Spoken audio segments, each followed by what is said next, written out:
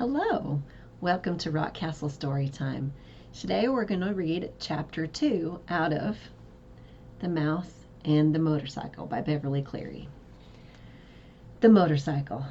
Except for one terrifying moment when the boy had poked his finger through the mouse hole, a hungry young mouse named Ralph eagerly watched everything that went on in room 215.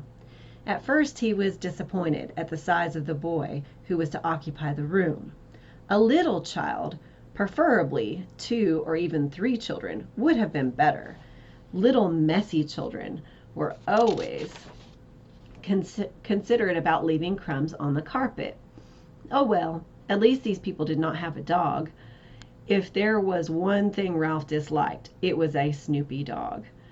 Next, Ralph felt hopeful. Medium-sized boys could almost always be counted on to leave a sticky candy bar wrapper on the floor or a bag of peanuts on the bedside table, where Ralph could reach them by climbing up the telephone cord. With a boy this size, the food, though not apt to be plentiful, was almost sure to be of good quality.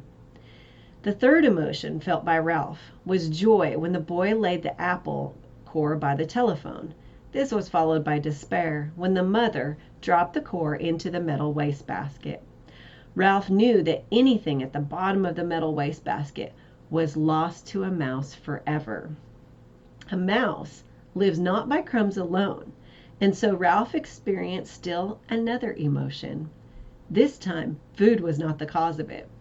Ralph was eager, excited, curious, and impatient all at once. The emotion was so strong it made him forget his empty stomach. It was caused by those little cars, especially that motorcycle and the pup sound the boy made. The sound seemed to satisfy something within Ralph, as if he had been waiting all his life to hear it. Pup went the boy. To the mouse, the sound spoke of highways and speed, of distance and danger, and whiskers blown back by the wind.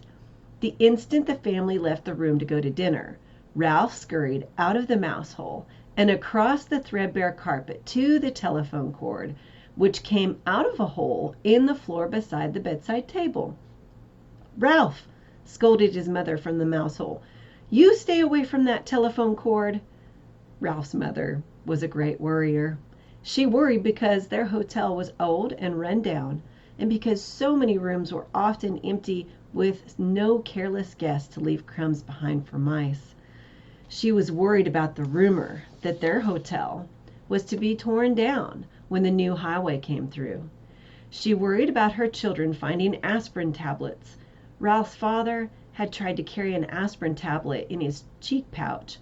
The tablet had dissolved with unexpected suddenness, and Ralph's father had been poisoned. Since then, no members of the family would think of touching an aspirin tablet. But this did not prevent Ralph's mother from worrying. Most of all, Ralph's mother worried about Ralph. She worried because he was a reckless mouse who stayed out late in the daytime when he should have been home safe in bed. She worried when Ralph climbed the curtain to sit on the windowsill to watch the chipmunks in the pine trees outside and the cars in the parking lot below. She worried because Ralph wanted to go exploring down the hall instead of traveling under the floorboards like a sensible mouse. Heaven only knew what dangers he might meet in the hall. Maids, bellboys, perhaps even cats. Or, what was worse, vacuum cleaners. Ralph's mother had a horror of vacuum cleaners. Ralph, who was used to his mother's worries, got a good running start, and was already halfway up the telephone cord. "Remember your Uncle Victor," his mother called after him. Ralph seemed not to hear. He climbed the cord up to the telephone, jumped down, and ran around the row of cars. There it was on the end, the motorcycle. Ralph stared at it and walked over and kicked a tire. Close up, the motorcycle looked even better than he expected. It was new and shiny and had a good set of tires. Ralph worked all the way around it, examining the pair of chromium mufflers and the engine and the hand clutch. It even had a little license plate, so it would be legal to ride it. Boy, said Ralph to himself. His whiskers quivered with excitement. Boy, oh boy. Feeling that he was in an important moment in his life, he took hold of the handle grips. They felt good and solid beneath his paws. Yes, this motorcycle was a good machine, all right. He could tell by the feel. Ralph threw a leg over the motorcycle and sat jauntily down on the plastic seat. He even bounced up and down. The seat was curved just right to fit a mouse. But how to start the motorcycle? Ralph did not know, and even if he did know how to start it, he could not do much riding up here on the bedside table.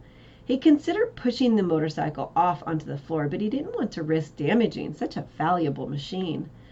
Ralph bounced up and down on the seat a couple more times and looked around for some way to start the motorcycle. He pulled at the lever or two, but nothing happened.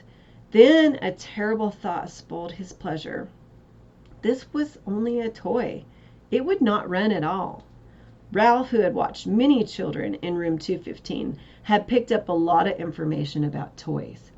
He had seen a boy from Cedar Rapids throw his model airplane on the floor because he could not make its plastic parts fit properly.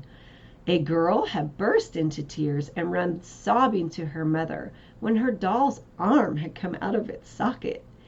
And there was that nice boy, the potato chip nibbler, who stamped his feet because the batteries kept falling out of his car. But this toy could not be like all those other toys he had seen. It looked too perfect, with its wire spokes and its wheels and its pair of shiny chromium exhaust pipes. It would not be right if it did not run. It would not be fair. A motorcycle that looked as real as this one had to run. The secret of making it run must be perfectly simple. If only Ralph had someone to show him what it was. Ralph was not satisfied just sitting on the motorcycle. Ralph craved action. After all, what was a motorcycle if it wasn't action? Who needed motorcycle riding lessons? Not Ralph. He tried pushing himself along with his feet. This was not nearly fast enough, but it was better than nothing. He moved his feet faster along the tabletop, and then he lifted them up while he coasted. Feeling braver, he bent low over the handlebars and worked his feet still faster toward the edge of the bedside table. When he worked up a little speed, he would coast around the corner. He scrabbled his feet on the top of the tabletop to gain momentum. In a split second, he would steer to the left. At that moment, the bell on the telephone rang, half a ring, so close that it seemed to pierce the middle of Ralph's bones. It rang just that half ring, as if the girl at the switchboard realized she had run the wrong room and had jerked out the cord before the ring was finished. That half a ring was enough. It shattered Ralph's nerves and terrified him so that he forgot all about the steering. It jumbled his thoughts until he forgot to drag his heels for brakes. He was so terrified, he let go of the handle grips. The momentum of the motorcycle carried him forward over the edge of the table, down, down, through space, tumbled Ralph with the motorcycle. He tried to straighten out, to turn the fall into a leap, but the motorcycle got in his way. He grabbed in vain at the air with both paws. There was nothing to clutch, nothing to save him, only the empty air. For a fleeting instant, he thought of his poor Uncle Victor. That was the instant the motorcycle landed with a crash in the metal wastebasket. Ralph fell in a heap beside the motorcycle and lay still. Next time we'll read chapter 3 and find out what happens to Ralph. Until next time.